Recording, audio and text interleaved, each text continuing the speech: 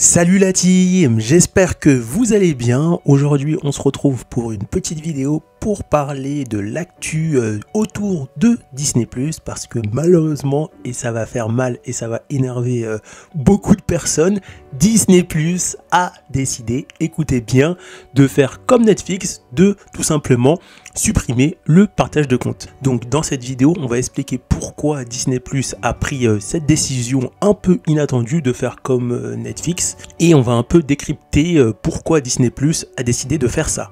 Alors n'hésitez pas à vous abonner à la chaîne, à mettre un gros pouce bleu et activer la cloche de notification parce que ce sont des moyens gratuits qui permettent de soutenir la chaîne. La première chose à savoir, c'est que Disney+ a d'abord regardé Netflix supprimer le partage de compte pour voir si au fur et à mesure où à la fin ça allait être rentable pour Netflix. Netflix a pris cette décision de supprimer le partage de compte parce que Netflix, depuis la fin du confinement et avec l'inflation, perdait beaucoup d'argent. Et qui dit perdre beaucoup d'argent, qui dit que Netflix en bourse, sa valeur baisse. Et forcément Netflix a dû trouver un moyen de remonter, de prendre plus de valeur et de gagner de l'argent afin de gagner à nouveau la confiance des investisseurs. C'est pour ça que Netflix a décidé de supprimer le partage de compte. Même si ça a été très controversé au final, parce que quand on regarde un peu ce que Netflix a gagné au fil des mois, ils ont gagné plus d'abonnés, donc plus d'argent. Donc pour eux, ça a été rentable de supprimer le partage de compte, même si ils ont rencontré beaucoup de vagues de désabonnements, mais ces personnes qui se sont désabonnées, forcément les profiteurs, eux, se sont abonnés pour terminer leur série. Donc finalement, ça a été un avantage pour eux. Et Disney+ a suivi ça d'un coin de l'œil très discret, je dois dire, et ils ont remarqué que ça a été rentable, que même si Netflix a rencontré une vague de désabonnements, finalement ils ont gagné plus d'argent, donc ça a été rentable même s'ils ont perdu des abonnés, et Disney+ se dit tiens, ça a marché pour lui, donc moi aussi je vais essayer de gratter un peu ma part, de gratter un billet sur ça, sur supprimer le partage de compte.